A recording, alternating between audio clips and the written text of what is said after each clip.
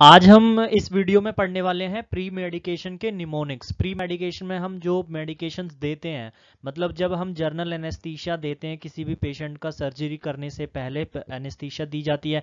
Anaesthesia देने से पहले वो एनेस्थीसिया अच्छी तरह उस पेशेंट के ऊपर काम करे, तो इसीलिए हम क्या करते हैं, कुछ मेडिकेशन उससे पहले देते हैं ताकि साइड इफेक्ट ना आए। तो उसको क्या बोलते हैं, प्री मेडिकेशन।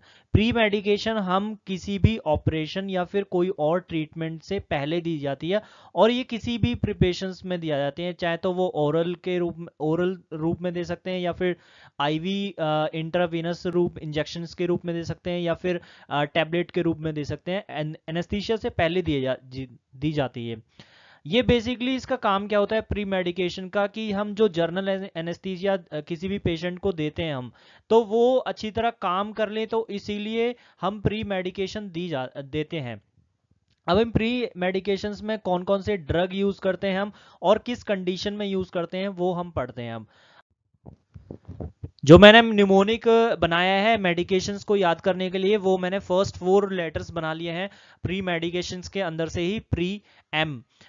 जो सबसे पहले हमारे पास कंडीशन आती है वो होती है to prevent the acid secretion and stress ulcer. कभी कभी क्या होता है, एनेस्थीसिया जब हम देते हैं तो एसिड का सिक्रीशन इंक्रीज हो जाता है या फिर स्ट्रेस अल्सर होने लग जाते हैं, तो उसको हम प्रिवेंट करने के लिए कुछ ड्रग्स यूज करते हैं, जिसमें हम H2 ब्लॉकर्स यूज कर सकते हैं, जिसमें एग्जांपल है ranitidine. Proton pump inhibitors use कर सकते हैं, जिसमें हमारा एग्जांपल है ओमिप्राजोल, ये यूज कर सकते हैं। दूसरी कंडीशन हमारे पास आती है, हमारे पास to prevent the vagal bradycardia and to reduce the salivary secretion caused by anaesthesia.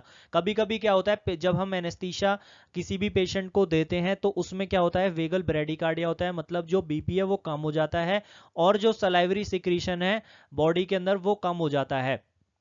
अब इसको रिड्यूस करने के लिए हम क्या कौन कौन से यूज कर सकते हैं drug, anti muscarinic agent use कर सकते हैं, जिसमें एग्जांपल हमारा एट्रोपिन आता है और ग्लाइकोपायरोलेट आता है। तीसरी कंडीशन हमारे पास आती है रिड्यूस द एंजाइटी। कभी कभी क्या पेशेंट को होता है, एंजाइटी बहुत ज्यादा हो जाती है, उन पेशेंट्स के अंदर हम यूज करते हैं बेंजोडाइजापीन्स। बेंजोडाइजापीन्स में एग्जांपल जो हमारे पास आते हैं वो होते हैं डायजापीन, लोराजिपम एंड मिडाजोलम। ये 3 ड्रग होते हैं जो हम यूज करते हैं ताकि हमारे पेशेंट की एंजाइटी कम हो जाए। चौथा हमारे पास आता है relieve the pre and post operative pain. जो पेन होता है, प्री मतलब पहले और पोस्ट मतलब बाद में, जो ऑपरेशन से पहले जो पेन होता है और ऑपरेशन के बाद जो पेन होता है, मतलब ड्यूरिंग द ऑपरेशन, मतलब जब हम इंजेक्शन लगाते हैं तो उस वक्त जो पेन होता है वो ना हो, और बाद में जब ऑपरेशन खत्म हो जाए तो उसके बाद अगर पेन ना हो, तो उसमें हम कुछ ड्रग देते हैं जो हमारे पास होते हैं ओपोइड एनाल्जेसिक। ओपोइड एनाल्जेसिक में क्या होता है, पिथिडीन हो सकता है, फेंटिलाइल हो सकता है, या फिर मॉर्फिन हम यूज कर सकते हैं ताकि हमारे जो पेशेंट का पेन है वो ना हो। पांचवा आता है एमेसिस। एमेसिस क्या होता है, उल्टी।